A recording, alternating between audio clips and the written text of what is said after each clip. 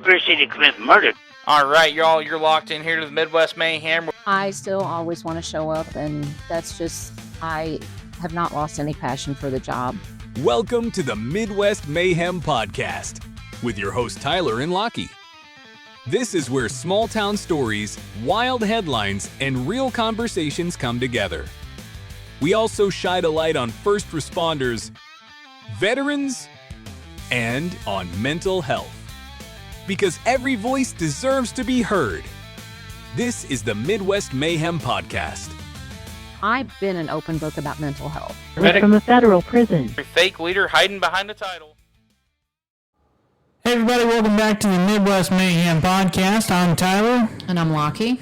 And this is Midwest Mayhem. We are talking about a very important topic today, mental health, a dedication to Ashton Harlan and all those we lost to suicide. How you doing today, Lockie? I'm good, Tyler. How are you? I am doing great. I'm glad to be back recording with you. I'm very excited for this episode. I think we got a lot to talk about. We do. I'm very, very excited. Okay, let's kick things off here. One thing I do want to do before we get going, I would like to kick it back to the first episode you and I recorded, episode number 3 of Midwest Mayhem. You were my very first guest and first responder I ever got to talk to on here. How did you feel about that? It brought a lot of peace to me, actually, because I was able to, say the words out loud. I feel like, it was still pretty fresh, Ashton's suicide. So I was able to reflect on things that I hadn't really thought about. And, the questions you provided and asked, and it was very raw. And I feel like that's a good thing to do, that people get to see it's okay to talk about. And so I had a lot of people who I don't think normally really pay attention to anything we do. They listen to it. I got several messages thanking me for being that transparent. And it really was just a way to heal, too. Yeah, absolutely. I got a lot of good feedback on that episode. I was really nervous the first time we recorded because I had no clue what I was doing. So I feel like we made it through and we done all right. Yes. So I think we should probably bring everybody up to date on what's been going on with us. How's that sound? That sounds good. So I've moved. You're actually setting in my new house at the moment in my new makeshift studio that I'm trying to work with until we get some more things set up here. My wife Marie and I did move. We moved into a disclosed location, so some people didn't hear. But other than that, we love this place. It's quiet, and everything's going good for us. How about you? Things are very good. I've changed positions at work. I'm now with the MIH program, which is the Mobile Integrated Health. I'm not having so much as the physical part of work, but I still get to play on the ambulance. In fact, I had a couple of days this week that I got to play on the ambulance. I turned 50 in June. I am watching my grandbaby grow up, and I am finally figuring things out about myself. And it's kind of neat because every day I learn something new about myself and realize that I'm a lot stronger person than what I was 15 minutes ago. You can't ask for any better than that, can you? Right. We have been doing some great things. A week ago today, we talked to Joe Exotic, which is hard to believe that was a week ago already. I know. The episode released Friday. If you haven't been out, check out episode number 6 of Midwest Mayhem podcast with Joe Exotic from Netflix's series Tiger King. I feel like we've done pretty good, even though we had a couple of technical difficulties. But I think I have those fixed now. I think this new soundboard should help us out. It sounds a lot better, yes. in my opinion. It does. And the soundboard's pretty, too. The colors are amazing. It's amazing. There's so many different buttons. I still haven't learned how to play with it yet. So this episode, I'm going to let Lockie take it over here for just a second, but this episode is going to be dedicated to somebody very special we hold near and dear. If you've been watching our Facebook page, Friday we shared, it was the 1-year anniversary of this person, and we were able to share some good things about them, and I'm going to let you take it. Yes, today is dedicated first and foremost to Ashton Harlan. He was a young man that I had very much the pleasure of meeting at Iron County Ambulance District first. And he and I, you just sometimes meet people and there's that bond and that deep connection. And he and I did. He was an amazing young man. He decided to spread his wings a bit, went to paramedic school, got a full-time employee at Washington County, And of course, I followed him because he kept telling me, Lockie, you've got to come over here. It's amazing. And I don't know, he and I we just had that bond. And he had a previous history with some mental illness. He had a few, as we say, grippy. He had a stay or two with a grippy sock vacation. And we always joked about that. To this day, I don't know why that was his avenue out of here. I know that he had a lot of pressure in life and just being in school, relationships, life, just everything in general. And he chose to suicide. He chose suicide by medications, and unfortunately, he was very well versed in the medications he took. He knew that it was something that he could not be brought back from. And that's one of the things I reflected on this week is that, I reflected even with my parents' death, the day before, the day that it's their last day here on earth, and then the day they're gone, and that's the first day that we get to live our life without them. And I hope that he was at peace with what he did. I've had stories told about and he was with our coworkers, and he was with people that loved him. And so that does bring me peace, but I wish I knew why. I wish he would have made one phone call. But we're dedicating this to him because if we can save one person, then we've done something. And so each year I hope I get less and less tears. I've cried a lot in the last few days. And if you follow me on social media, you see that I've posted a lot of stuff about him. I laid in bed at midnight, 1 o'clock last night, and made a TikTok about him because I want to reach somebody. I want it to be an open place that people can call and say, I am struggling, please help me. And so I feel like it's important to tell his story, to invite others to tell stories of their loved ones as well. I have to shout out big time to 2 places in Potosi, Midwest Press and AM Coffee Edition, AM Edition Coffee Shop. They both, Midwest Press Mark, he provided a special drink that was titled Oh Honey. They had stickers that was suicide awareness honoring Ashton. It was so neat because a group of us girls met over at Midwest Press, and all day long somebody was sharing a story about Ashton. And I've had more people stop me and say, you know what, thank you for remembering him. It's a good thing that you're keeping this alive.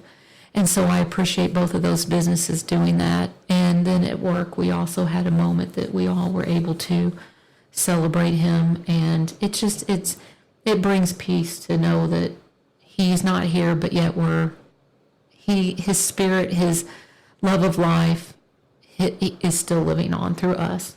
That's a fantastic thing to do for someone you love so dearly. Shout out to Midwest Press again. We actually sponsored our last episode with Joe Exotic. I believe you've been invited to their coffee shop to actually host an episode. Is that what you told me the other day?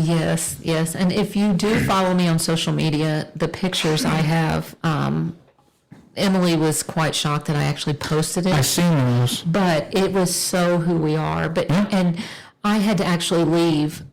Cassandra and I had to go and do a home visit, and we drove back by, and we had like 3 or 4 of our ambulances sitting there, and it just warmed my heart because sometimes we don't take time like that to be just ourselves in uniform. Mm-hmm. And Midwest Press, and I know everybody probably thinks that, I do love them, but, we had the opportunity to go, and it was a safe place for us to go. And it was so neat to know that so many of us, they made a donation to a local suicide prevention. And I know I say it wrong. It's Shaylee or Shyland's Angels. Yeah. It is also a young woman who committed suicide and I believe she was from the Potosi area. I think if you drive down Highway 21 towards Potosi, I believe you can see a billboard for that. Well, and I know they're for sure on towards Jefferson County on 21. There is the billboard there. I pass it numerous times, sometimes throughout the week. Beautiful person too. I wish if anyone knows the family, I would like to be in contact with them, just because I would like to be able to share her story as well, because just the picture of her on the billboard, she had to have been a beautiful soul. And, you know, my struggles with depression and anxiety, I would like to know her story to share with other people, because I think that is what's so important, is that people think, oh, don't talk about suicide. That's, you know, such a horrible topic. But talking about suicide, actually, there's evidence that proves it prevents it instead of promoting it. As you said, if we can just save one life with just sitting here and having this conversation today on a Sunday, you know, I think we're doing a good thing. I think we're sticking to what our missions are. Even you don't have to be a first responder to help people. I'm a firm believer in that. No, it just goes back to just being a kind human being and knowing, you know, with everything going on in our world right now, there are a lot of people that are struggling, and not to go too far, because this is still kind of the introduction and reflecting back. But in my job, in the last less than 24 hours, I dealt with 2 people that could have been me. And one young lady in particular, actually she wasn't a young lady, she was close to my age, is in our profession. And the stigma that's put on us, because we're supposed to be solid. We are not supposed to cry. We're not supposed to have, you know, depression, anxiety, whatever. And it once again, it hit me, because that could be me at any moment. And I have been doing a lot of self-reflection in the last, really a lot since June, since I turned 50. Everybody had told me that 50 truly is that golden number where your mindset changes, and it has for me. And I for once in my life, and it's sad that it took me 50 years, I truly have a group of people, my people. I have people who love me, who I can call and say, I am struggling. Okay, well, come over. Here's the passcode to the garage. You know, I have these people. And sometimes I'm driving home and think, oh my gosh, they do love me. They, you know, I have my people. And it means so much. I've gotten several messages throughout the week. I'm thinking about you. I hope you're good. You know, it means so much to me. And you know, it's been a struggle, because unfortunately those first, you know, I would say probably 48 hours prior to Friday, that's when my mind started really working on me and thinking, what was Ashton thinking then, you know, because it's like you're in that timeline, right? And I will never ever forget that phone call from my daughter, because Sydney at the time was Ashton's captain. Yeah. And I knew that he'd had a mental health emergency. I knew that it happened. I was prepared to crawl into his ass about what are you, okay, are we attention seeking? We've talked about this. You're smart. You're going to make it through paramedic school. Stop it. I was prepared for that. And when she called, and I knew instantly something was wrong. And the words, Ashton's gone. I said, no, he's not. And she said, yes, Mom, he's gone. And Sydney is, once again, she's done a lot of self-reflecting too in the last few months. And Sydney's not very emotional. She definitely did not get that quality from me. She was in tears. And I knew then that she wasn't just calling to mess with me. Yeah. Not that, I mean, because we are weird like that. I know that's very extreme, but we are weird to make phone calls. That's a first responder sense of humor, is what that is. And I kept telling her, no, he's not. No, he's not. And she's like, Mom, yes. And I immediately got in my vehicle and went to House 1. Because I had to be where my people were. Yeah. And things are different. The climate is definitely different. the I climate. had a bug on me. Lucky had to get it off. Mom had to take care of that. The climate is definitely different. I've had some very personal conversations with different coworkers, and this changed all of us. And we've kind of strayed away from constantly checking on each other, but something will happen and we kind of jump back in that. But once again, it is a phone call I wish upon no one. No one. And, and then we went into, it just was like a blur because we spent time at House 1, then I was going to get fitted for a Class A uniform, and then I was standing up giving this speech thing that I didn't even prepare for because I could never sit down and write the words that I needed to say. I, for months afterwards, would still send him a TikTok or send a message to his cell phone because it just did not seem real. And so that's one of the things that, and the progress that I think most of us have made is the fact that we are talking about it more. Absolutely. And, I do it very respectfully. I'm not going to say we haven't cursed him and cussed him, and I still have days I'm very angry because he should be starting and looking into being the critical care paramedic class, and he should be a paramedic because he was a blessing, and he was so good with patients, and that's where he should be. But once again, life overwhelmed him. And that's something a lot of us, I think, forget, that you can be here 1 minute and gone the next, and it's a blink of an eye. I mean, seconds. And seconds is all it takes. That'll take us up here to our next thing. If you or anybody you know, the Shaylees, or sorry for mispronouncing her name, if you know somebody that can get in contact with them, we'd love to hear from them. Have a message on our Facebook page or email us.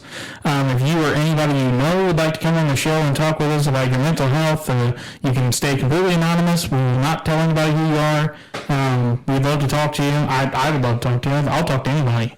I think that's just our Barton. I mean, that's just who we are. And I one thing I'm working on being a better listener, because a lot of times, when we talk to people about something like that, we want to add in, well, yeah, and it becomes kind of like a pissing contest. Oh, for sure. But I'm working on listening, and I will definitely have to say, and maybe I'm tooting my own horn here, I don't feel as though I'm judgmental because I am totally reality check of that could be me at any moment. Absolutely. And that's what's wrong with this world, if you want my honest opinion. There's just too many judgmental assholes out there. Yes. And we're on a podcast, so we can say we're not Facebook Live today. So, I believe we're going to have a person calling into the show here shortly. What time is We're it? supposed to, yes. Do you want me to go ahead and have her call in? Yeah, if she wants to, absolutely. She's going to give us a shout out. What's her name? It is Wendy Statina. Wendy Statina. I believe that's Jamie Statina's wife. Jamie used to work at the Michigan County Units District as well. Back in my day, I ran cars with him. Back when he was a cop and when he was a paramedic at Washington. Yes, she's a sweetheart. I met her in my days of education. Let's see. And she's got one of the best sense of humor, I guess is my correct way I should say that. Let's see here. She gives me a phone call. Oh, yep, there we go. Let's see here. Hello. Hello. Can you hear us all right? Yep, I hear you perfectly clear. Good morning, Wendy. It seems like forever since I've talked to you. It has been a while. How are you, ma'am? I am good. I am 50 and trying to live my best life. Hey, me too. 42, and I have been, I don't know, I call it perimenopausal, but Oh, yes, my sister. eyes have been like glued wide open. Like, I don't give any fucks anymore. Yes, that's when I do to an extent, but then I'll start to get worked up, and then I'm like, well, fuck this. I don't need to worry about it. It's not my problem, not my business. So That's right.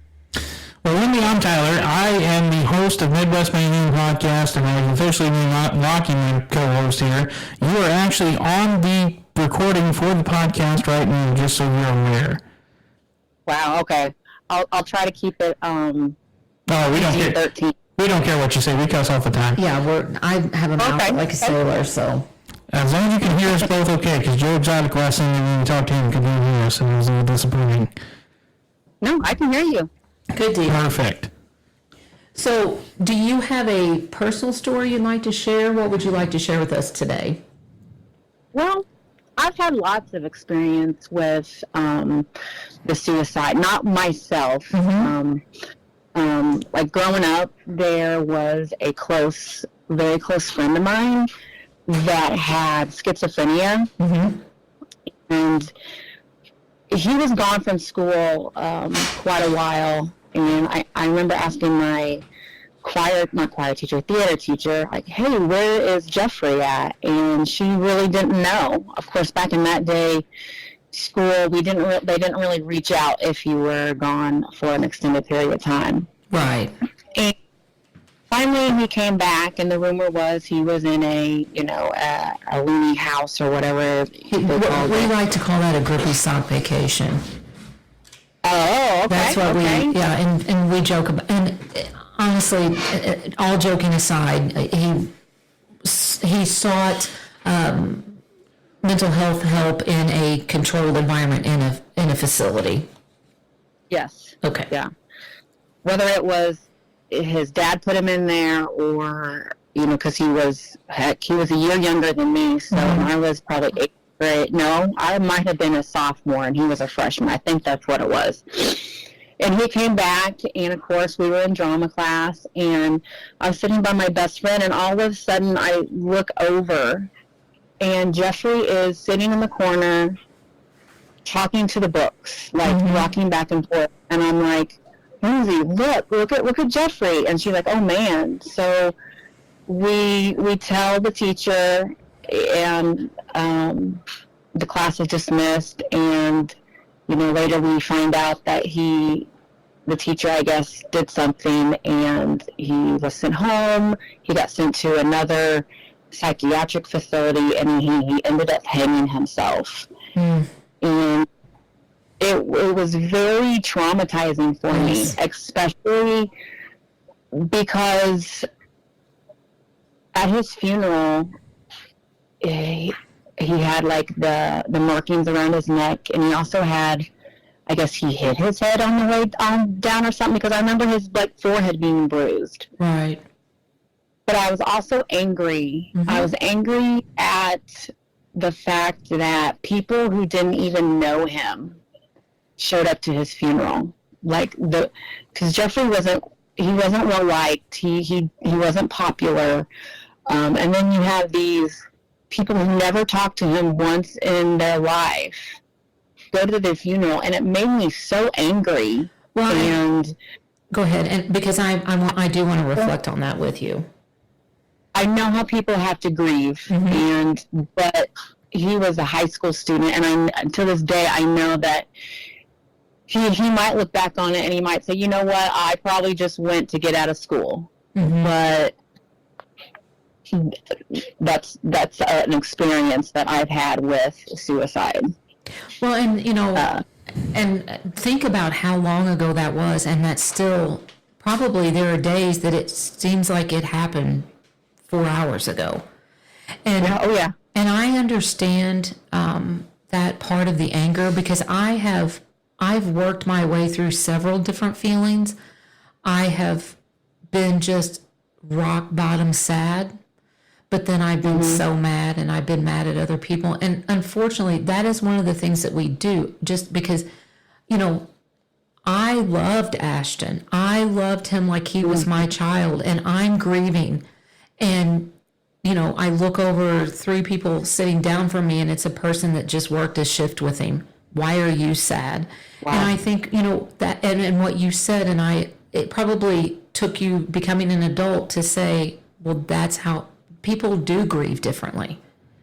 And that is where it all circles back to, and Tyler and I have talked about this before, you do not know what a individual is going through. No, that's people that reflect on suicide as funny or any kind of laughter or anything that they don't take serious, they just aggravate the absolute shit out of me. They just, it's like they have no heart. I don't, maybe it's just because I'm a kind-hearted soul, I don't know, but I just can't stand people who, I can use this as a pawn to make me look more important or to make me look like I'm more than what I am, if that makes any sense. Well, and also, I mean, the reality of this is, I'm sure that there were kids that were there to get out of class. I mean, that is just the reality of it as well. And that's on them. And that is one of the things, once again, turning 50, I mean, I even have it tattooed on my arm, let them. I have finally I'm grasping that, let them.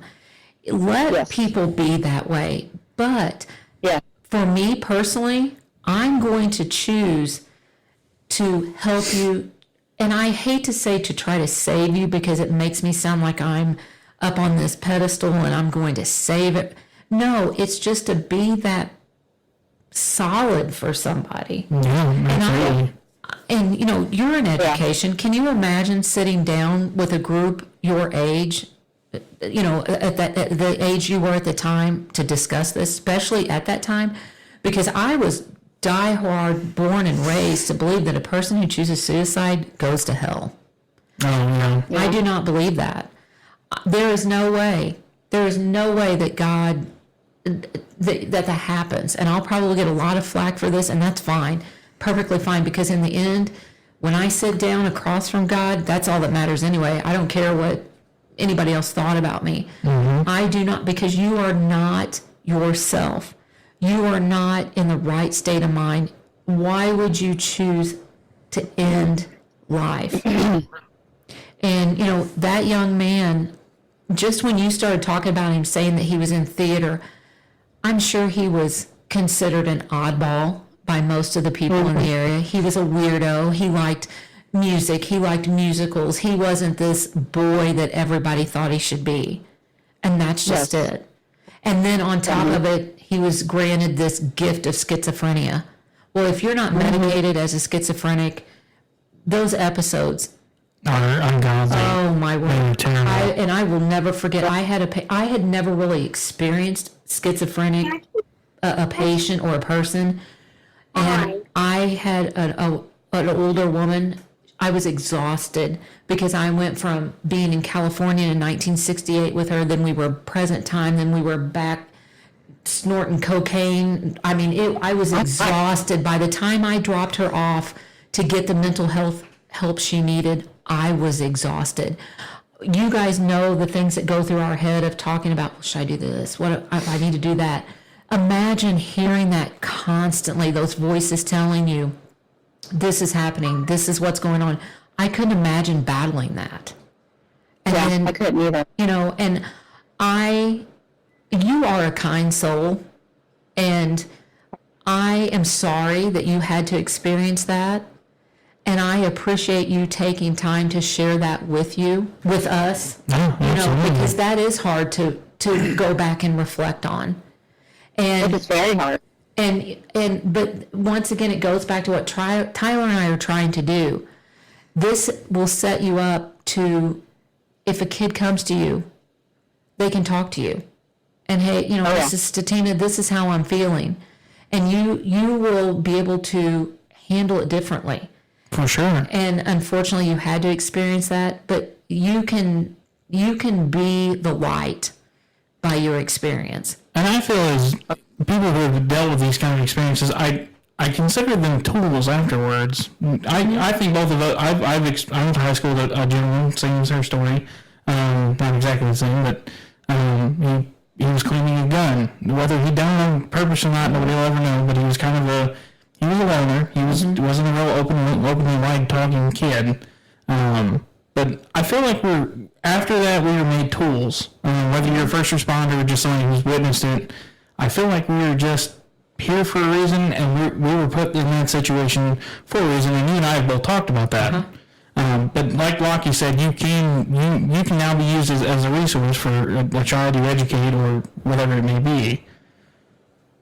And Wendy, I do appreciate you calling in and supporting us and saying Jeffrey's name. Yeah. Saying Jeffrey's story. Jeffrey, You know, more than one name in my book.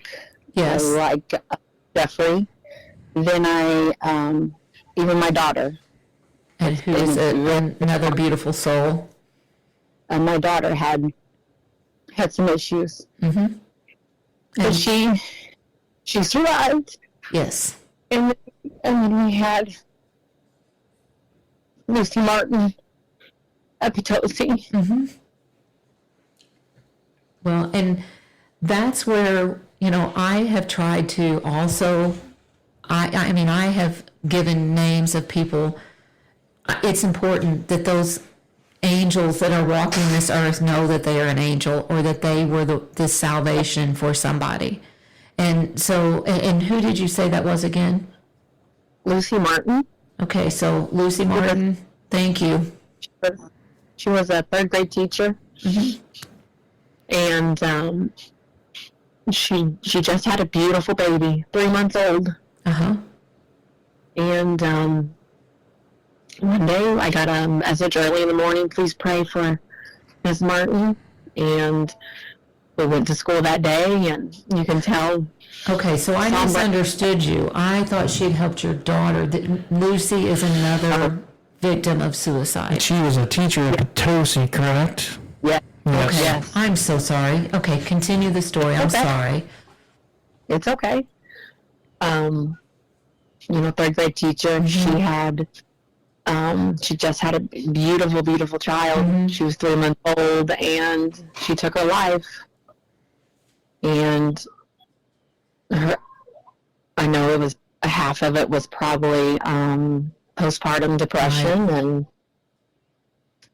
but it affected not only her daughter's life, it affects those babies in her class. Right. Yeah, that's a whole nother level of people that are affected. I mean, I couldn't imagine going to school. Lucky you were a school teacher. I couldn't imagine going to school and being in third grade and not understanding. Well, and that's how, and I know I've described it as taking a pebble and throwing it into a rock, taking a pebble and throwing it into the water, and all the ripples. You don't get. Yeah.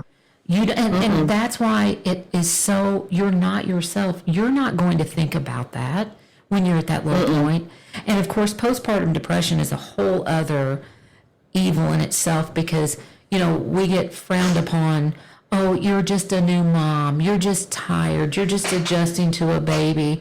And it's another mental health crisis that's overlooked. And it is. I love that sweet little voice. I can hear him asking, I want some pizza rolls too. I'm kind of getting hungry myself. But, and she was an educator. And that's one of the things that I try to always think about. Mental illness does not discriminate. Suicidal thoughts do not discriminate. It's not going to be your woe is me, I've lost my job, I found out a terrible diagnosis for my health. No. And I bet you there were many a times that she got up, put a little bit of makeup on, and faked being happy. Because I'm sure there were times that there wasn't a single soul that knew that she was in such a dark place. And that's how Ashton was. That's how a lot of people are. They and that little shit did his normal routine for that day. He went and turned in and discussed his paramedic binder. He went and picked up the medications that he used to kill himself. He spent time with his dogs. He spent time relaxing. He spent time putting notes throughout the house and put the dogs away to do this. And so that's when, there are so many misconceptions of a person that chooses suicide, because a lot of them go on about their regular day. You would have never known that they were going to choose that. Yep. Well, Wendy, we appreciate you so much for calling. Oh, I'm sorry, I didn't mean to interrupt you. Go ahead. I was just going to say that's one of the symptoms as I've learned. Like you get to that place and you're happy. I'm going to do it. I'm just going to go about my day, and It's just I'm yeah, I know I'm going to do it, so it makes me happy, and it's sad. Like, I wish I could take that all away. I know, and I've thought so many times, I just wish we could fix it. I wish that there would be some type of magical thing that people would realize that just be a good human being. That fixes so much. It really, truly does. And later on into this podcast, we are going to talk about a few things as signs and symptoms and what we can do, both professionally and then just with family members personally. And so, like I said, I appreciate you calling in, Wendy. Anytime. And once again, if you would like to say those names again, so they are not forgotten. Okay. Jeffrey Green, Lucy Martin, and even my daughter, Violet Pratt. She's still with us. Yes, she is. Yes, she Still with is. us. All right, well, We appreciate you so much for calling into the podcast. If you know anybody that would like to call in or would like to share their story as well, we encourage that. We do have a new series coming up called Voices of Valor. Am I pronouncing it correctly? well, our Valor. Valor. You know what, if you want to be fancy, we'll say that. I've heard two different sayings here. So, but we're military first responders. I'm a former first responder myself. I actually worked with your husband quite a few times back way when. But we do appreciate you calling in. If you know anybody that wants to join in, give us a shout. You have my number. Get a hold of us, and we're happy to have them. Thank you so much for joining us here on Midwest Mayhem. Thank you for having me, and I love you, Lockie. Love you too, and God bless you. God bless you. Bye-bye. I feel like that was a very productive phone call. Well, and I know that probably some people are like, oh, that's so fruit to say the name, but that is so many things that I've read about in the healing part of it. And I can remember when my parents passed away, or just different people, I loved having somebody come and say, oh yeah, I knew your dad, he did this, or that time your mom did this for me. That is something that, it is awkward to walk up to somebody and say, oh, I'm sorry, or whatever. But by speaking their name, they are living on, and other people get to know who they were. And I'm not exaggerating, I bet I share every day, whether it's with somebody or even with myself, I share something about Ashton. I share things about patients that I have that I only knew their first and last name. I still think about those people. Whether it be that they got a bad diagnosis or they were involved in a bad accident or whatever, I always question that. Or, I get called out to the same place that I know they're using drugs or whatever. It's okay to talk about it. It's also okay to be pissed off about it. Absolutely. Because I can remember one time with Ashton, I will never forget that little shit being condescending to me about, he was a paramedic student at the time, and boy, he was, all that in a bag of chips. And we had a trauma incident, and I was always, because I'm just the ambulance driver. And I always, any of the paramedic students, I was like, no, you kids go, get your experience, play, do what you need to. There's not enough hands back there, and we were getting ready to transport to the landing zone, and he looked at me and he said, now are you going to be able to drive that ambulance to the landing zone? I thought, you little shit, I've been driving longer than you've been alive, so get in back there and continue to act like, and I know that his family has struggled, I think that they've been afraid to say things that, to his things that didn't always make him a good human, but it's okay. It's okay to talk that way. It's okay to be mad. It's okay to know they weren't up on that pedestal. And the whole point is, to really, you're keeping the memory alive, but it's almost as if you're keeping them here. Yes. You're not saying anything different that you wouldn't say to them today. Right. Right. If Ashton was here right here with us right now, I know exactly what you would say. Why'd you do it? You little shit. I love you, but let's fix this. Yeah. You know what I mean? Yeah. It's just... And I think I said that in the first episode, and I've kind of said, and I'm not trying to act like I'm the only one who is so sad about Ashton, because there's so many of us.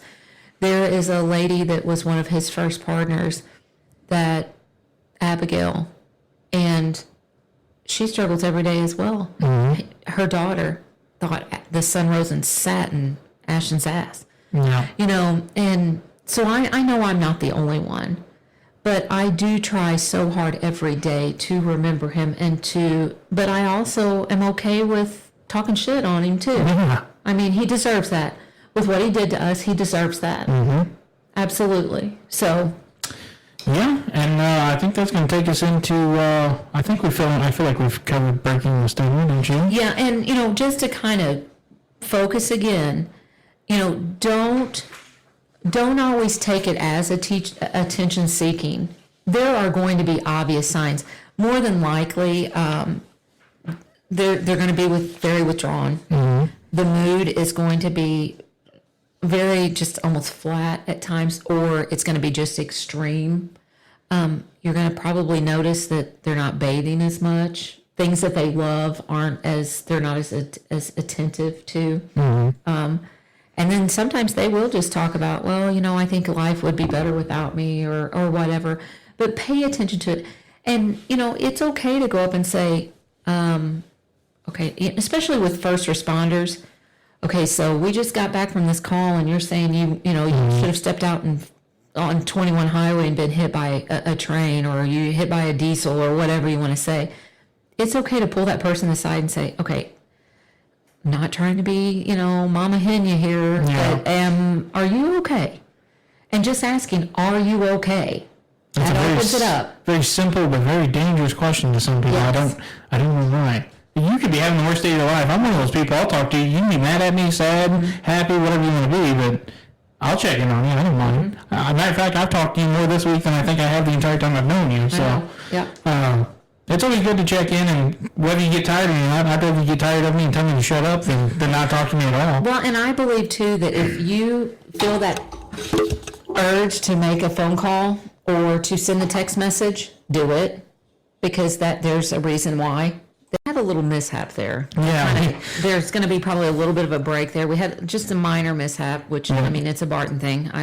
We're always going to. And you know what? We'll blame Ashton. Yeah, that's exactly what that was. It was his fault. He wanted to, his presence was here. So Tyler and I had to keep with the script, because if you have listened to us before, you kind of know we go all over the place. Or if you just visit with us at Walmart, you know we go all over the place. So we're going to, I do want to, throughout this, talk about local resources. Of course, there are crisis hotlines, and there are specific places for first responders that we, of course, have access to. There are community counseling centers. We have peer groups. You have us. Oh, for sure. You know, you have our website. You have our phone numbers. I know, I'm pretty confident I could have help to you within 10 minutes. Oh, for sure. I know for a fact I could. I have about 15 people that come to mind just as you say that. And I am going to say it 1,000 times. I do not want that phone call. Come and beat on my door at 3 o'clock in the morning. Blow up my phone. And call me. Don't text me. Call me. And we'll get you the help. And, of course, the number in Missouri is the 988. That's nationwide, right? The 988. I believe so. I believe it's 988 nationwide is what if you hear a commercial for it. And so, you know, please do that. And then I know we touched a little bit with Wendy about the role we play as family and friends. And it is sometimes so hard, especially parents of the kids that are coming home and saying, and you know, we used to, even though you are a lot young, I mean, Tyler could be my son. That's how young the age difference is in us. I'm literally half your age. Yes. But I mean, you know, we have a tendency as a parent, you know, but to make a joke out of it. Because, and I mean, when I was a kid, we didn't say it a lot, but we could say, oh my God, I'm just going to kill myself, or I'm going to kill you. It was considered a joke. It wasn't, there was no seriousness to it. But, you know, as parents, we want to blow that off. You're being dramatic. You don't want to clean your room. Go clean your room. Shut up. Quit being dramatic. Yeah, Brett. Exactly. Well, Brett, their cleaning skills definitely did not come from me. ugh. But I mean, seriously, pay attention to what your kids are saying and what they're doing. Mm-hmm.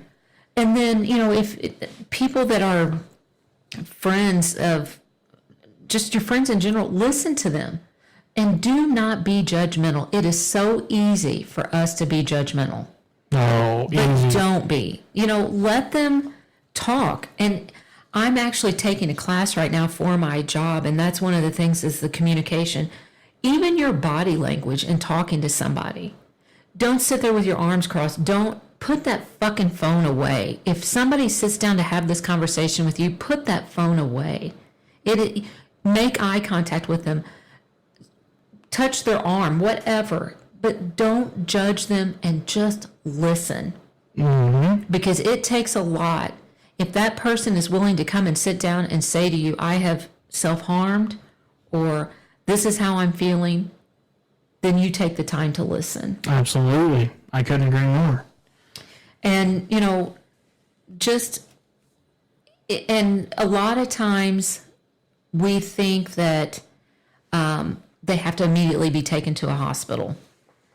I'm iffy on that. Mm-hmm. I'm very iffy on some of the programs of going, to the facilities and whatever, because I don't know. It's all a money game, in all honesty. Just like mental health care, it's just all a big Right. money grab.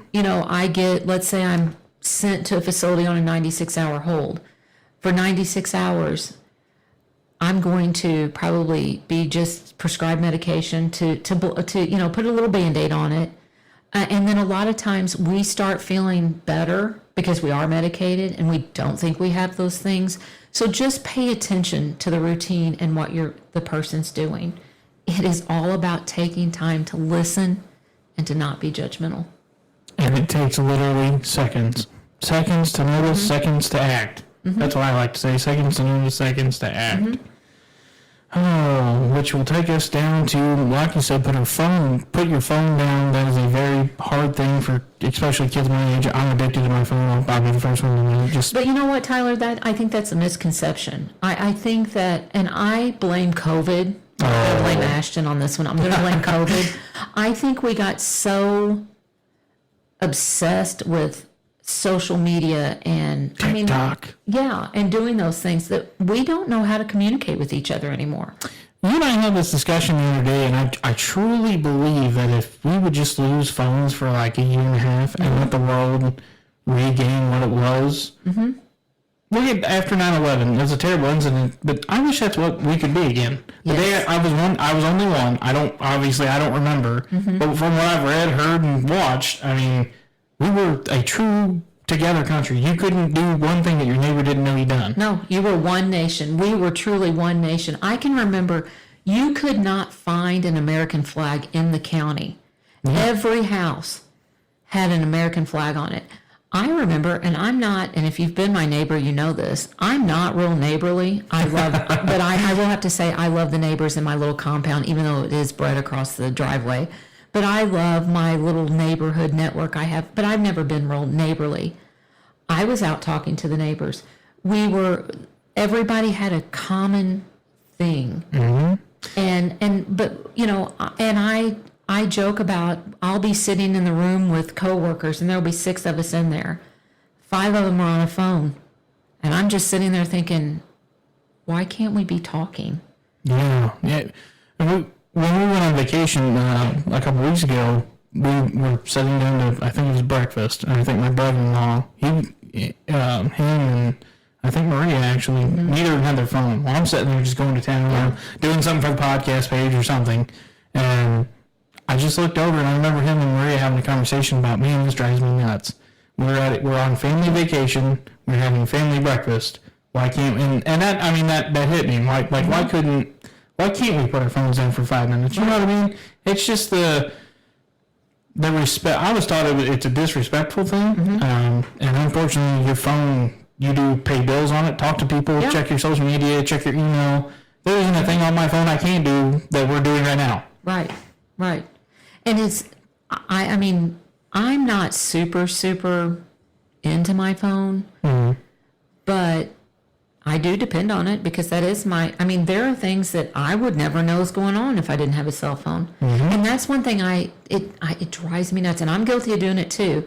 I see somebody out, hey, how you been? Oh, yeah, I saw that on your Facebook page. I don't even get to tell them. Yeah. It's, oh yeah, I saw that on your Facebook page. I'm notorious for that. And because we have forgotten, we don't, and it's sad because there's a whole generation of kids that have no idea how to sit down and have a conversation. Yeah, it's kind of like cursive. But you had such a group of kids that I can write my name in cursive. Okay, well, I'm lucky I can even spell my name in normal letters, so I'll get to spell my name any day, most of the time. If it's not backwards, that's a whole other subject for another day. But it is. I mean, you're exactly right. It's like talking. It's like talking in cursive. Oh my gosh, Tyler!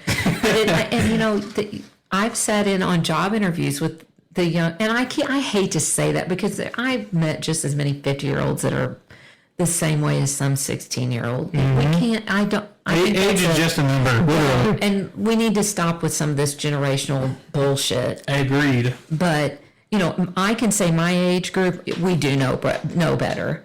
But that was one of the things in the conference I went to. They talked about, all of these seasoned people are saying, oh, this organization's going to go to hell with these kids running it, blah, blah, blah.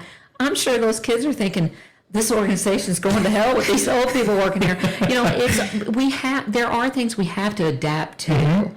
And I love to go and sit with a patient, that's in their 70s, and they can run that phone faster than I can even, say good morning and open the door to get them in the vein. Yeah. I admire that because I've been out to your house twice, and both times I got a phone call this morning. Hey, I got inside the gate, but where do I go? Well, you make the first whatever to your. Oh yeah. Now that you mentioned that, I know how to get there.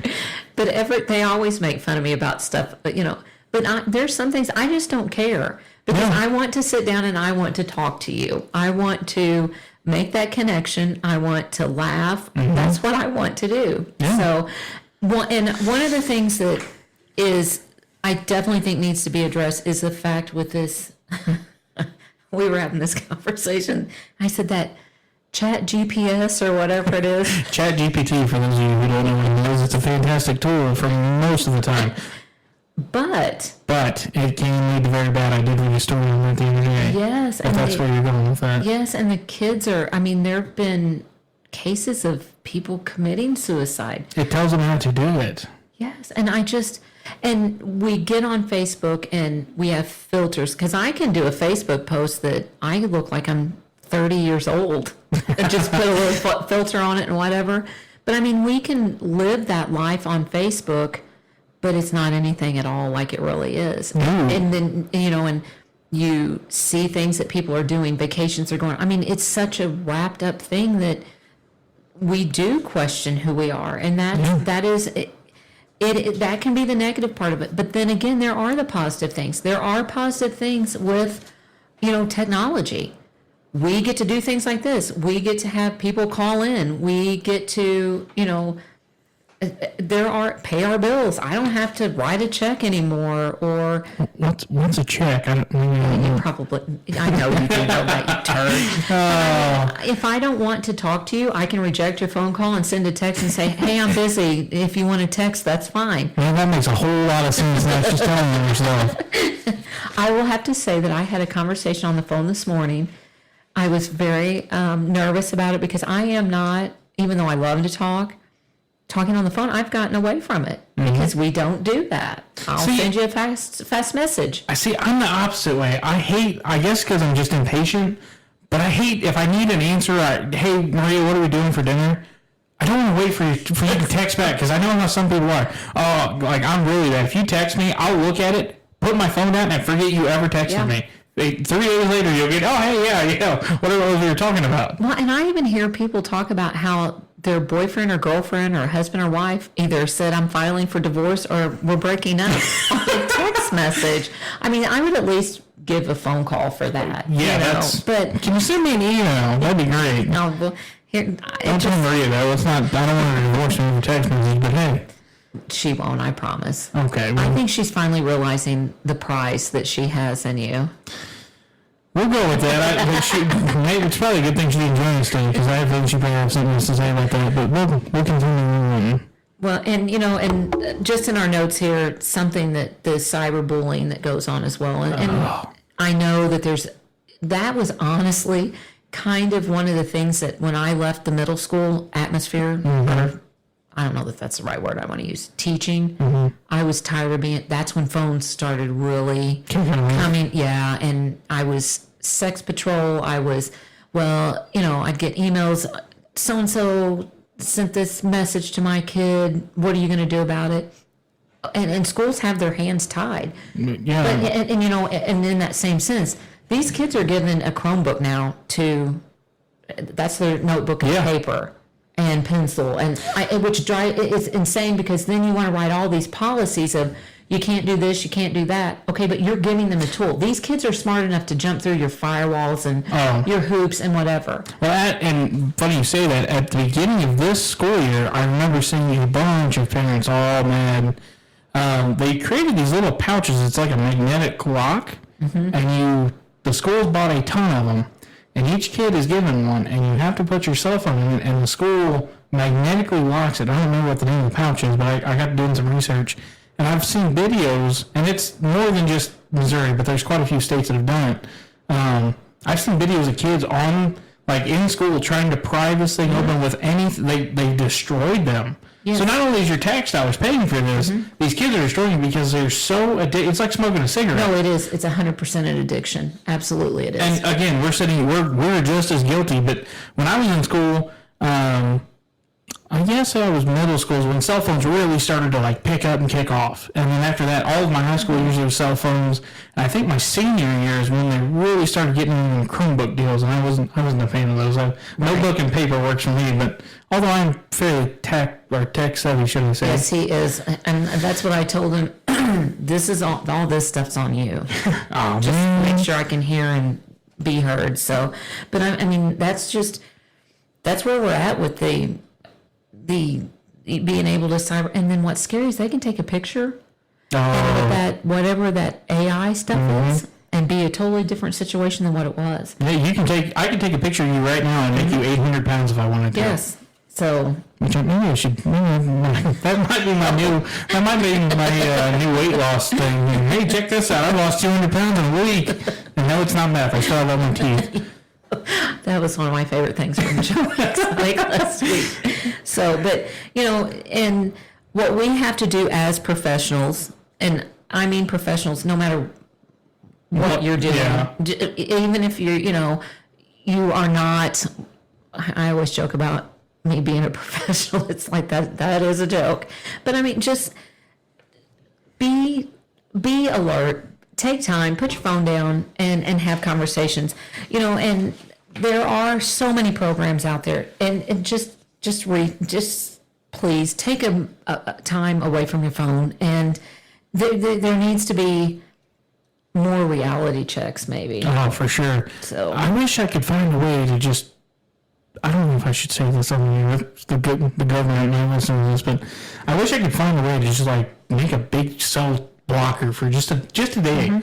Because I would love to see how the world reacts, because I have a feeling it probably wouldn't be good. Well, but think about, I've been at Walmart when everything shut down, and oh my God. Yeah. It's rebooting. What are we going to do? They can't take cash. They don't know what it's like. Funny you say that. Oh my God. I was at Dairy Queen Friday. I went to Dairy Queen for lunch, and I wanted something that wasn't like a button on their computer. I was like, well, can you just charge me whatever? And no, there's not a button for that. I can't do that. And I was like, you can't put sauce on these chicken tenders? Come on, man. It's not a button. I can't help you. When I worked at Subway in Bismarck, if the power went out, we had a tax sheet. We had to hand write. We had to do everything by hand. And I'm like, wait a second. How? You can't sauce my chicken strips, but I can math out how many sandwiches you bought with tax? Come on now. But I even think about myself sometimes whenever my internet goes out at the house. No, that's the worst. Oh my gosh, I can't do this. I can't do that. Well, but that we are so fixated on that. So, a lot of people don't even have TV anymore. They just stream everything. Yeah. I don't pay for TV. It's too expensive. I don't have a home phone. So when I say that this cell phone is really the only way to get a hold of me, That is really the only way to get a hold of me. You know, unless I'm at work, you call 911. But I mean, Not recommended. Not recommended. Please just I mean, in all seriousness, there's no other way for me to. You break down inside of the road. I'm going to just call Margaret's Towing and give them a shout. Or that is not. They're not sponsoring this podcast. I just the first towing company came to mind. Sorry, Randy. Well, and so we also have here in the notes for what the suicide awareness in the social media in our community, and specifically in schools, workplaces, and communities. I think the biggest thing that we learned at Washington County Ambulance District was to train us and to have peer programs and create that, that climate of it's okay to not be okay. And I say this all the time. There are plenty of people over there that I could walk in an office or make a phone call and say, here's how I'm feeling. And I mean, one of our guys will take you straight to the facility if needed. And we've put such a stigma on being mentally not okay.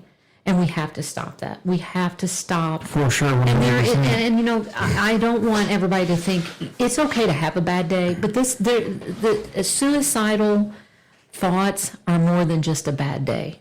Yeah, it's a contributing thing. Right. Like, a lot of people, and some things that I've read, a lot of it's from childhood. Like, a lot of it can be from the way you grew up. I know a lot of kids that didn't grow up very well. I grew up in a fairly, we weren't rich by any means, but I grew up in a fairly decent household. But some of the ones that grew up with, you never know if dinner's going to be on the table. You go to school with your clothes dirty. I mean, there's a lot of kids that grow up in a lot of bad situations. Your parents are drug addicts. I mean, it's just a never-ending thing, and it starts there. Well, and it's so, what you saying that the lady I talked to yesterday that was in a mental health crisis is in the health, and she's in the health profession, and she said, my sisters and I, all of us have kind of a different way of how we were raised. Yeah. And she said, I didn't realize how, and she goes, I hope I don't offend you. And of course I giggled inside, and she said, it was fucked up. And that's just it. We don't realize what goes on in our little house, and then we go out into the real world and find out, oh, that's not normal. Yeah. But then again, how do we define normal? Because a child who has to fend for their food, who constantly is, needs medication, but mom's snorting it, or rich people that, they get, that's normal to them.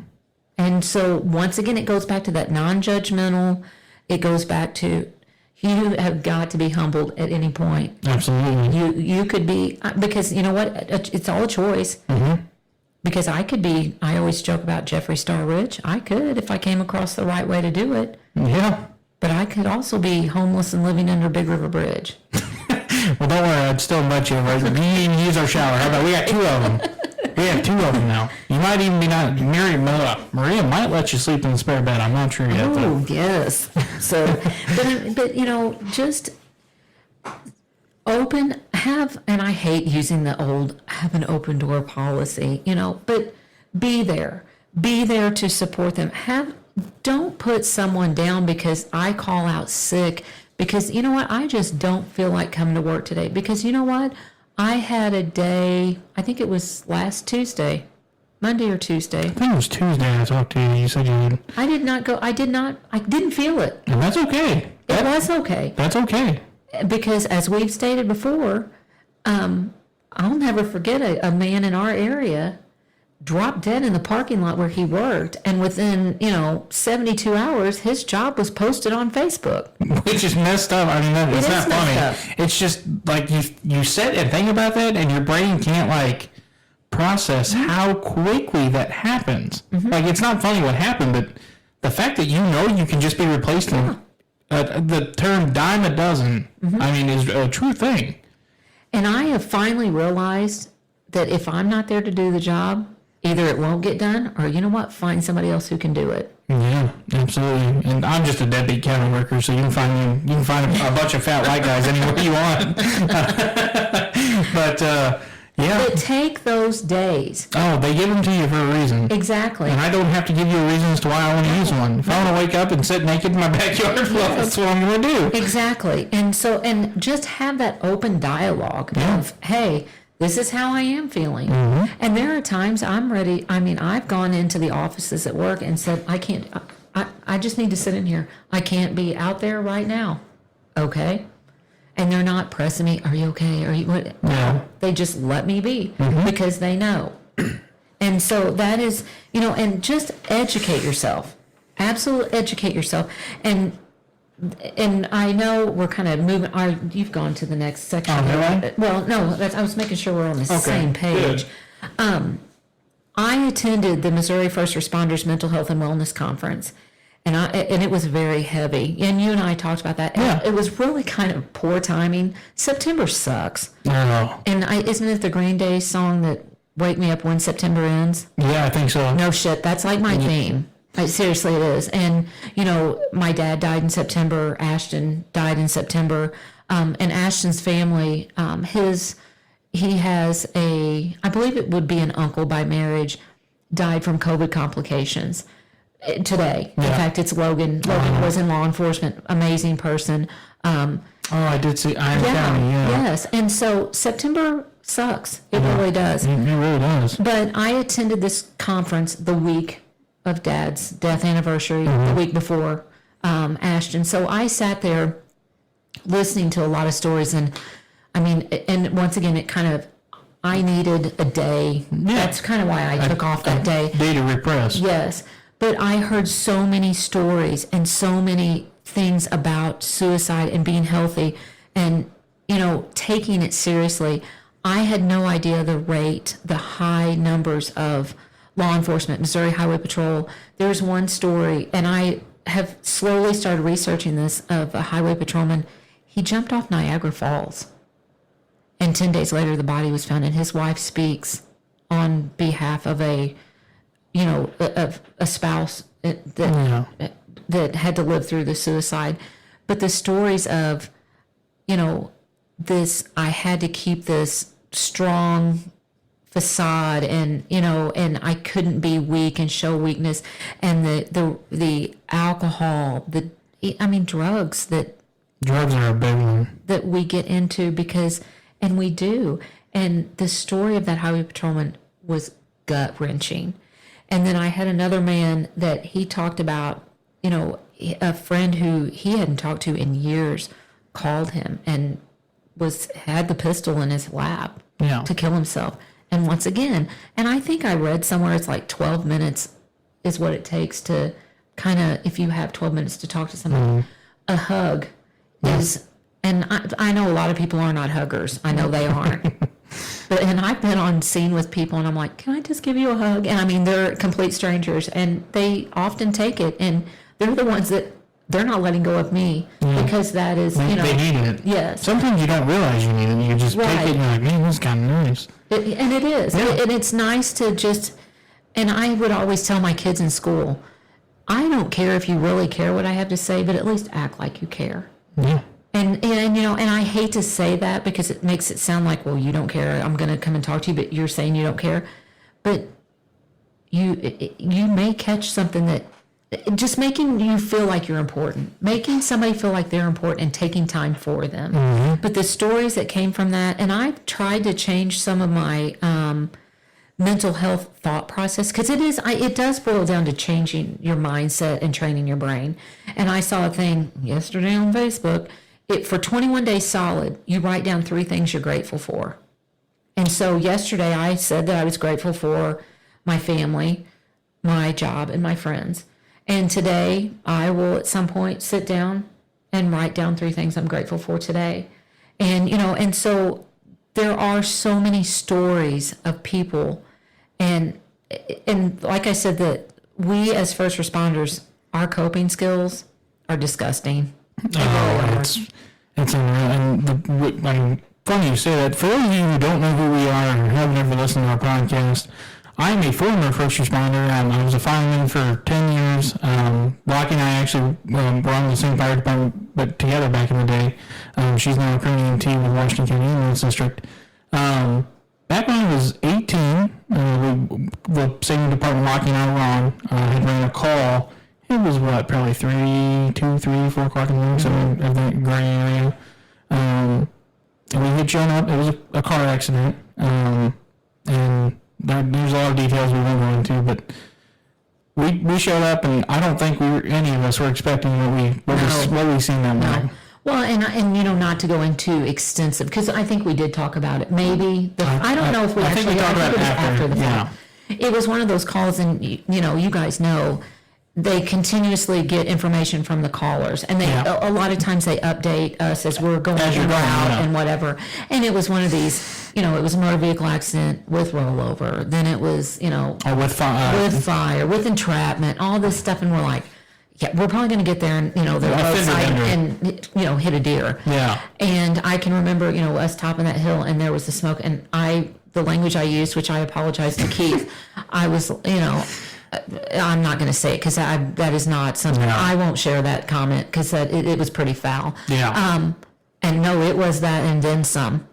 And then some. It was. And that is what is, that call hit me differently than it did you kids. I mean, that was like my first, once I reflected on it, because everybody knows that my 6-year-old drowning Hunter, that was really kind of my first hardcore pediatric. It was a death. But that was like my first, this was a brand new baby. And so I didn't think about you kids, you and Brett and Sydney. I didn't even think about that. And it's interesting because I didn't know that all three of you had the same emotional and how it affected you guys. And it was so strange because I didn't even think about that because I was always, I will have to say all of us have been very good about checking in after calls like that. And I mean, my son has been one of he was my biggest, when Hunter drowned and I didn't, Brett was, I mean, both of them, Mom, were you on that call? Are you okay? Do you want me to come in and finish your shift? I mean, that's just how we all are. Yeah. Or if, we knew that, that's just how we are. I had no idea that it affected you kids that much. Well, and it's hard to sit and reflect when you're in a moment because adrenaline's pumping so fast and so hard you can barely breathe. It didn't hit me until probably a day or two after we ran that call, and it just hit me like a ton of bricks. I mean, for 2 days I went on just like I ran more calls. I'd done my thing, and it hit me like a ton of bricks. And ever since then, I've dealt with repercussions of it. When I got with Maria, I had to literally tell her, hey, if I wake up in a cold sweat in the middle of the night screaming, don't think anything about it. Right. That's just a side effect of it. I've talked to people about it. I've dealt with it. And there's just nothing, there's nothing they can prescribe you to, unless you want to be a medicated zombie, to get it out of your brain. I mean, and that's just some of the, and I was 18 at the time. Brett was probably 16 or 17. Close to that, somewhere in there. And then Sydney, I think, was 18, 19, 20, somewhere around that vicinity. So you got three younger of a scale of generations that are dealing with this, and I'm sure we all processed it somewhat differently. Brett still does it. Sydney still does it. I'm out of it at the moment for now. And that's the key word, for now. For now. Well, and that, and with Brett and Sydney, Brett is very, it's all there, but Brett's not, neither one of my kids really show emotions that well. But Sydney is a true shit magnet. Yeah. I mean, both of those kids, and that's what always hurt my heart, is knowing that you kids, I knew honestly, I was blessed to not see a lot of what people have. But that always broke my heart to know that you kids, that was my job to protect you from seeing that stuff. Yeah. And it does bother me that that's what you all saw, or that that my kids have had to see me break down over that. But that is one thing with the first responders. We don't know when it's going to hit us sometimes. Oh. And I'm not kidding you. I mean, even just the smell of going into a nursing home, and we all know that there's a certain smell when we go in a nursing home. I can go in somewhere and be like, oh, for fuck's sake, this smells like whatever. Yeah. But on those calls, and I don't want to go super into detail. Yeah. But You can be doing something and it just hits you. Bad, like rotting meat. Yes. Or burnt, I think one of Maria's is burnt motor oil, if I can speak to you, from a call we had ran. Yeah. And every time we, like, the racetrack's the worst because there's cars and they burn oil everywhere. No, and you know what? That's weird that you mentioned that because I know what you're talking about now. Yeah. Yeah. It's just, it hits you and you're like, man, and it's like shelter shock. Yes. It's weird. And I know I have been in, like we are right now, just happy, talking, listen to music, and drive past a place or whatever. And then it's just like, bam. Yeah. I can't talk. Everything starts playing over in my mind. It's like you become mute. Yes. And it is. I mean, you can't talk. It's like you lose feeling in your arms. Like, I have goosebumps right now just talking about that call. Well, and that's where our families don't understand that. Yeah. At times, they're thinking, oh, well, Tyler's being an asshole and not coming out here and talking or whatever. And once again, I don't, that's a misconception of first responders. They think it's all guts, glory, and we have all this fun all the time. But I can tell you right now, my little situations of telling the gentleman that's 80 years old that we did everything we could to save his 79-year-old wife, that they've been married for X amount of years, that sometimes is worse than anything. Or knowing that when I drop them off at the hospital, the situation they're going to go back to at home is even worse. Yes. Yeah. And so, or going to a nursing home and they're not being taken care of. But, you don't know seriously what we go through. And it is hard. It's hard for us to also tell people that because then it comes back on us, oh, you're just bragging. Oh, why are you talking about that? But unless you have experience, and that's with our veterans. I don't know what it's like to be in that situation. Yeah, I don't either. And I mean, I had my dad who was a Vietnam veteran, and we were raised, we didn't talk about it. Yeah. Dad might, you didn't sneak up on Dad when he was sleeping in the recliner because you don't know what he was going to do to you. You just didn't. Yeah. I had a very serious relationship with someone else that was in the same situation. I could never understand that. And could I relate to it in a way? Sure, but that wasn't my experience. And so that's where we as family members and friends struggle. We do struggle. Very badly. Because I mean, and I hate to say the word. I feel like I'm a fixer, but I don't want you to go through that. I don't want you to wake up in the middle of the night with your new wife in a sweat, screaming over a call that you shouldn't have had to do. But, and I will go back to your purpose. Yeah. That was your purpose. Absolutely. And you still have that in you. Oh. You got somewhere. You do, and you got a bad taste and had a bad situation, but that's always going to be in you. Oh, for sure. I tell you what, I was with my father-in-law yesterday. We had to go change brakes on our truck, and I had the wrong parts, so I had to get some different ones. And we were in Union, and when you're a fireman, you just, as you're driving down the road, doesn't matter where you're at, your eyes are always in the sky. And I seen this big plume of smoke, and if you know how to read smoke, you know what smoke's what. And I seen just this behemoth plume of smoke, and I'm like, man, I bet there's a house burning somewhere. And my father-in-law was like, somebody just burning trash. And we got done at O'Reilly's, and we were headed back, and I mean, I watched probably 15 fire trucks just fly by. Key was screaming, my heart's pumping, I'm not even nowhere near going to a call, but I'm like, man, how I miss that. The amount of adrenaline is just nuts.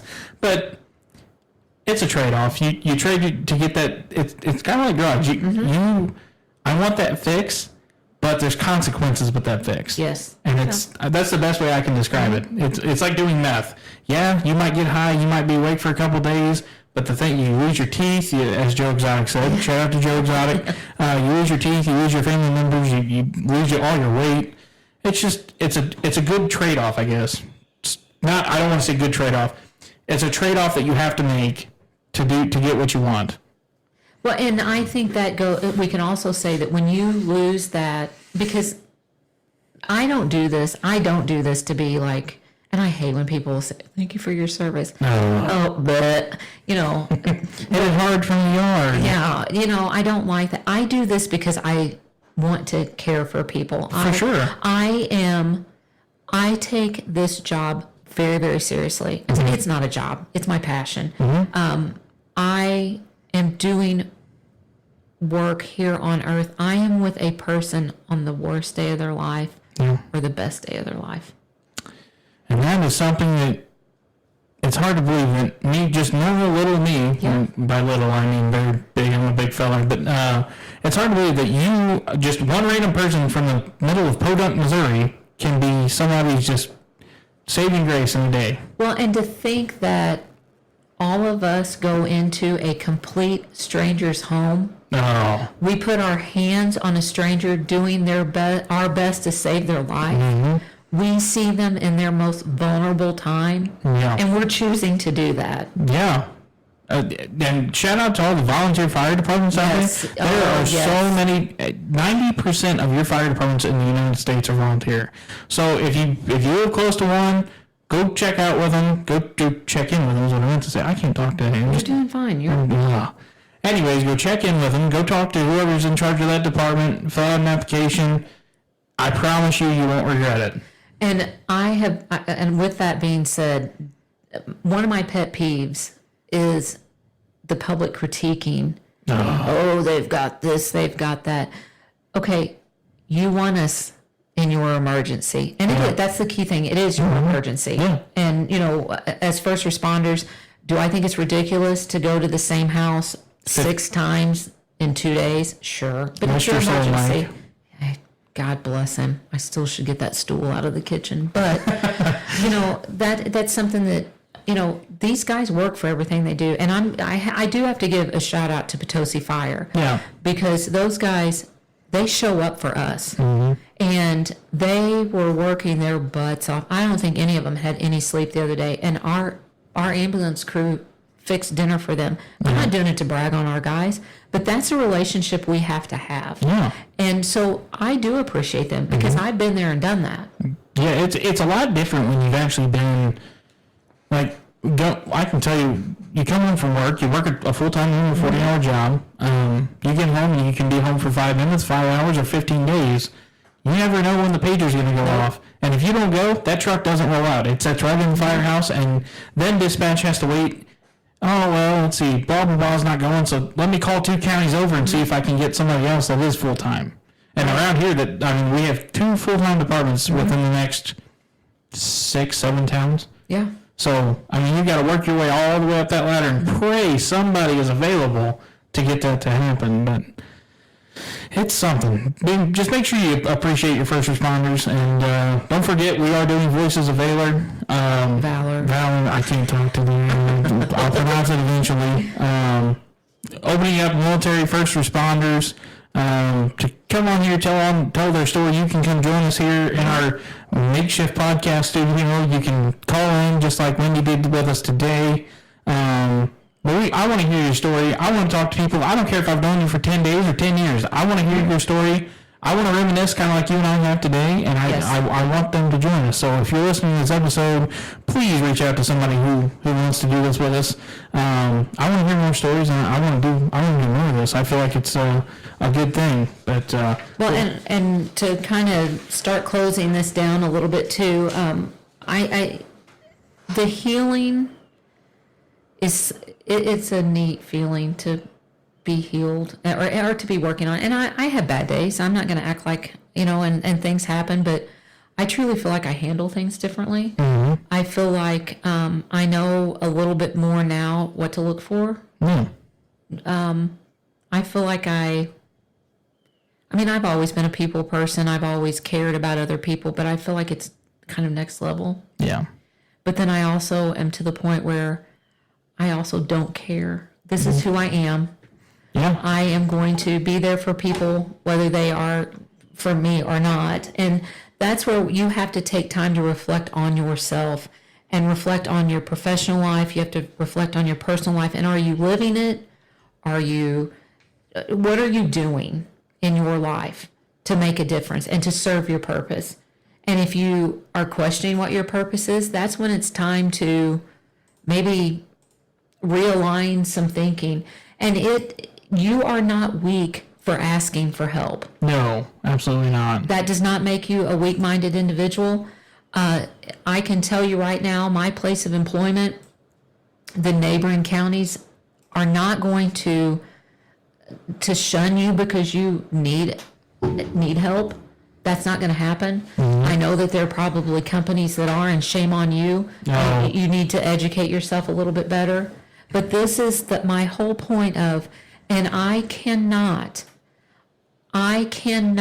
give enough thanks and gratitude to some of the businesses that have supported us, or just the random person that I've been out before and I didn't remember the person that I helped or whatever, and they're like, oh, you were there during my accident and you were so nice and you calmed me down and whatever.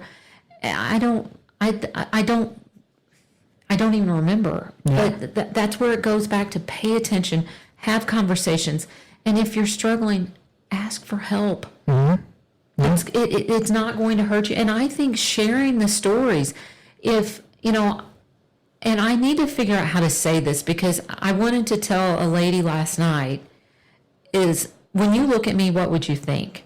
I mean, I had bathed, but talking to me, what would you think? Knowing my job, because we as first responders are different. We're put to a different set of standards. So by those different set of standards, even in education, I didn't have any problems. I mean, to hear everybody talk, I was rich, being in education and being working in my paramedic friends, they're all so rich because what they don't know is most of us work 2 or 3 jobs to actually pay the bills.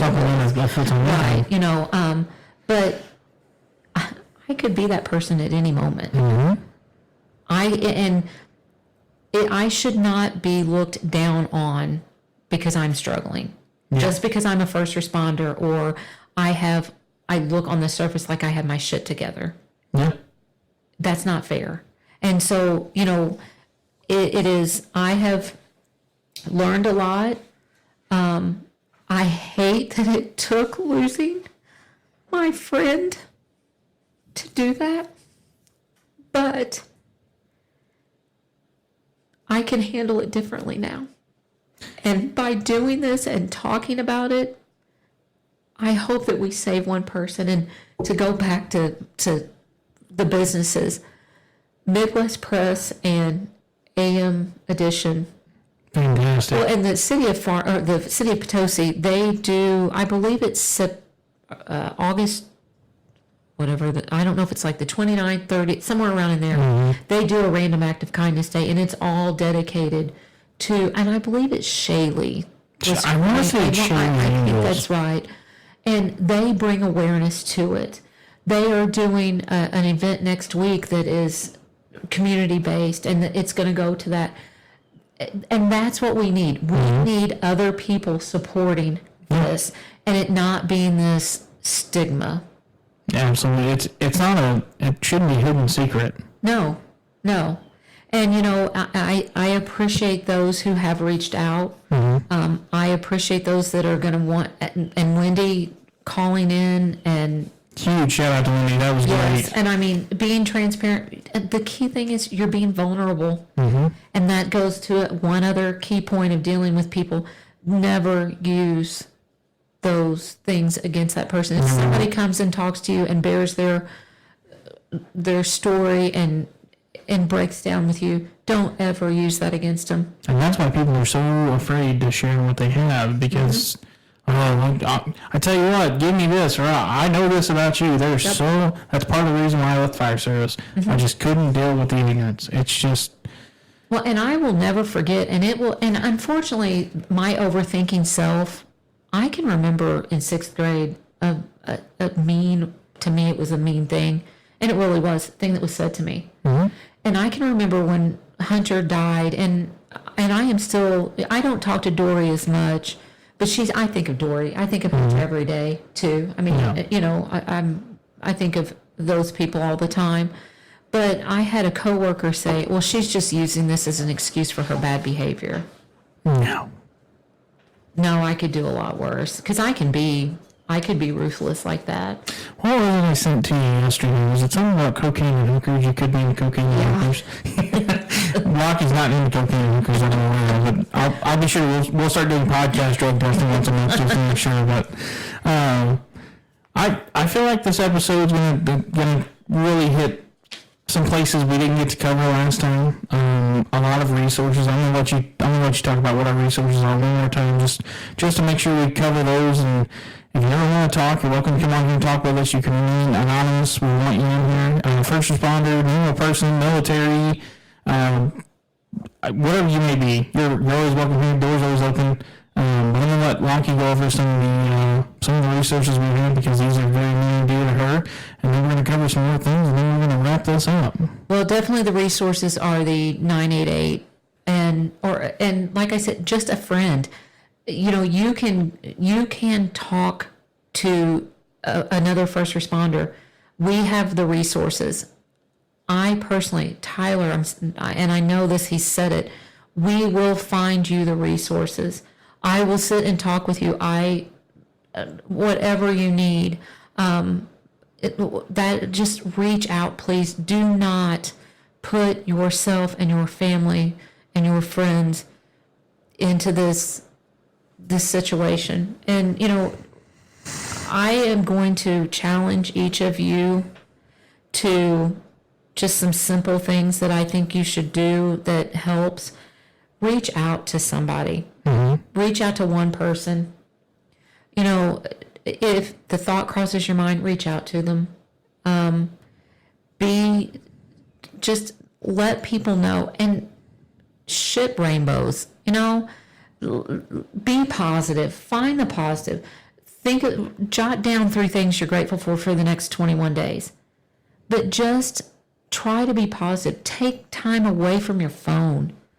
For sure. Self-reflect. Mm-hmm.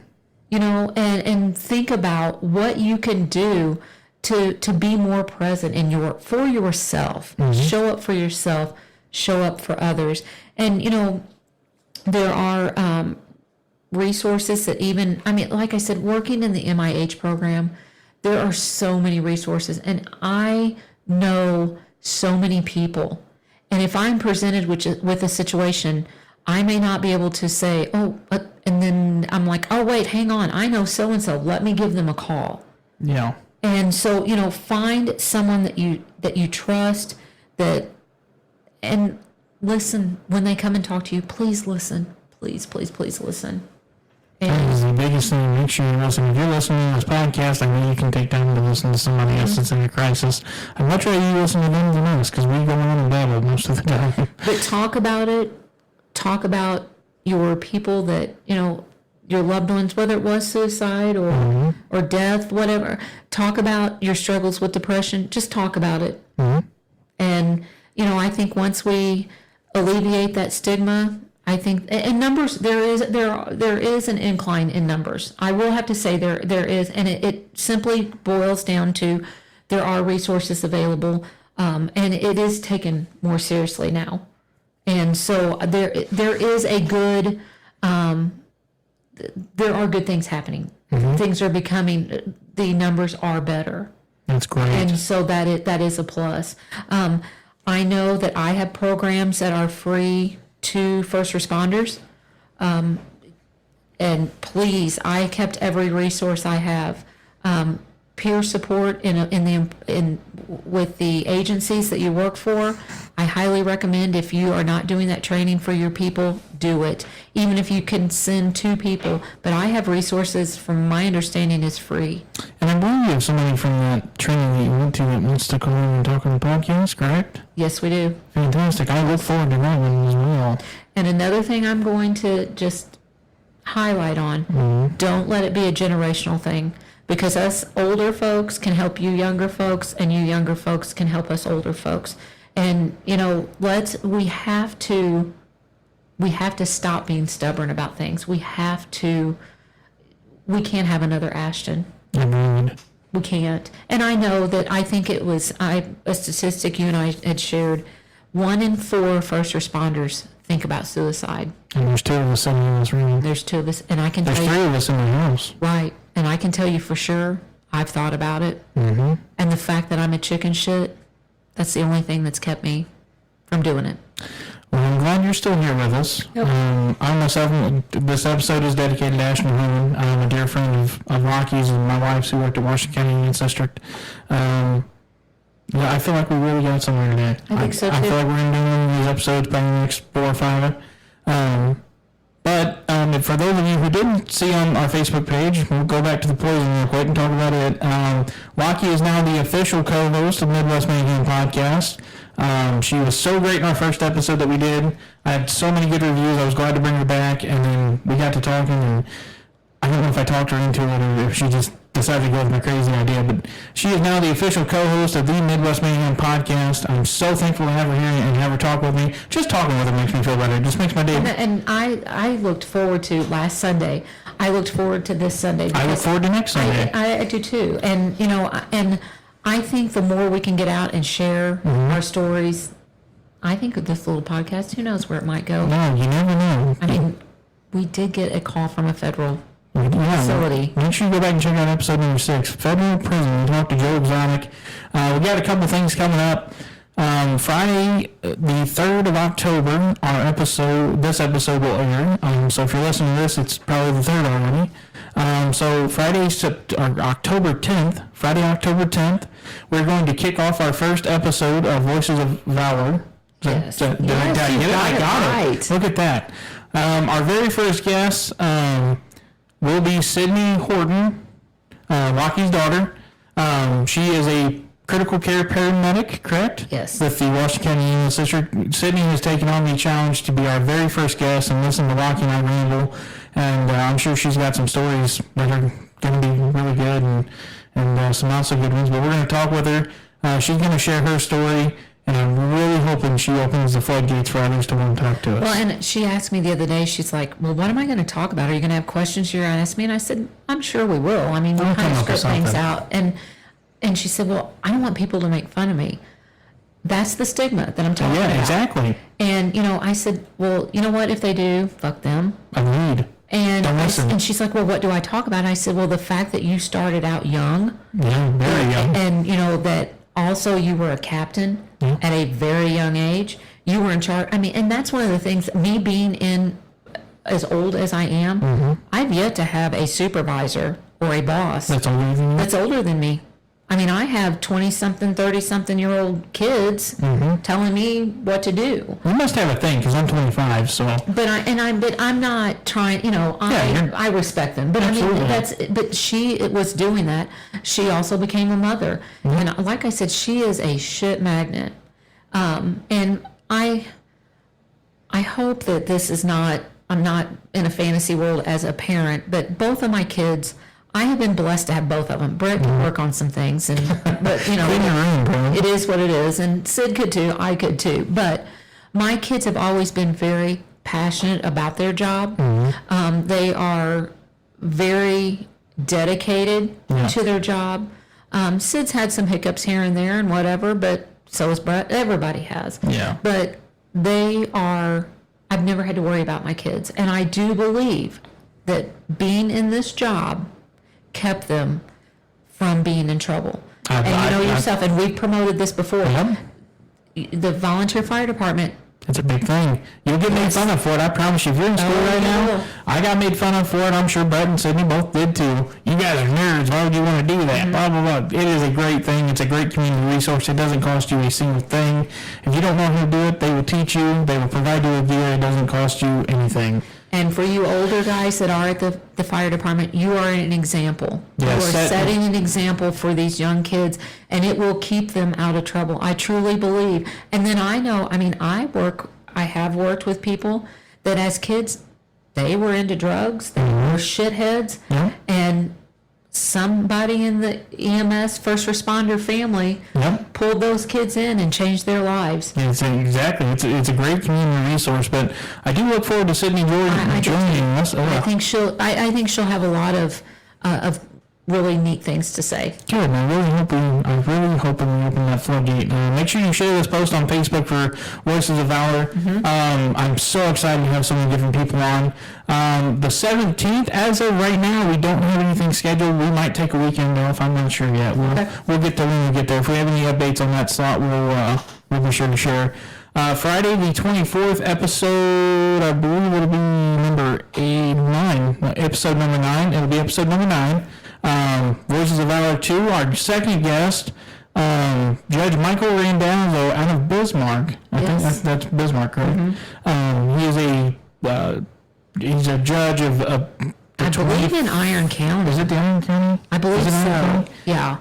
24th district, something like that. So that's probably, I think, I don't know. I'm gonna have to do some research. The only thing I know is on CaseNet, and I know 24th jurisdiction. There's a lot of counties in that area. He's a judge. He's a great guy. I went to Union Tech with his stepson Jacob. Great kid, great guy. I say kid, he's older than I am, but he was a great dude to hang out with. I've met Mike. Mike used to come in the subway when I used to work in Bismarck, back when Bismarck had a subway. Those were the good old days. Those were the good old days. He did write a new book, Presiding Over Shadows, so we're going to be talking to him about the book that he wrote. I think he grew up in, I don't necessarily know that he grew up in a rough life, but I'm currently in the middle of reading his book. I think you're getting ready to start reading it. The first couple chapters have been very attention-pulling. Every time I open my phone, I'm like, can I read just a little bit more of this? But I look forward to talking to Mike, and I hope he enjoys joining us here on Midwest Podcast. And then October 31st, we will be dropping a Halloween episode. I'm very excited for that. This new soundboard, I can play all kinds of sound effects, and I'm so excited to play with it. I know. We have some really good ones. Sound effects we could do. I can upload any kind of sound effect I want. I can record you making a sound effect, so we might come up with something like that. But we're going to do a Halloween special. Bear with us. We're still new to podcasting. This is only our first couple episodes. But thank you all for listening to the Midwest Mayhem Podcast. We cover small town drama, small town anything that you can come up with in a small town. We back first responders and military, veterans, anything of that sort. Make sure you check out our new series coming out, and make sure you give us a call, message us, email us, check out our website. I have some stuff I need to update on the website, so bear with me on that. But again, Rocky is now my official co-host of Midwest Mayhem. I'm so thankful to have her here. And I appreciate it. I look forward to this. Me too, every weekend. So make sure you're keeping up with our Facebook page. We do have a TikTok, and we have to start posting some. That might be your job. You know how to use TikTok? Well, TikTok's gotten me in trouble before. So. TikTok might be me Rocky's new assignment because there's a lot to keep up with. No, I can do that. I think I'm going to let her do our TikTok page. So if there's any goofy TikToks, make sure you let me know so I can scold Rocky. Other than that, this has been Midwest Mayhem. I'm Tyler. Make sure you listen to us on Spotify, Apple Podcasts, YouTube, Podcastle. I try to keep up with posting links as episodes come out. We are going to start releasing them every Friday because Friday's a good day to listen to our Absolutely, it is. Our ever so awesome, rambling, boring, moronic selves I can't talk to anyone in a stroke. But this has been Midwest Mayhem. I'm Tyler. And I'm Lockie. And we are out.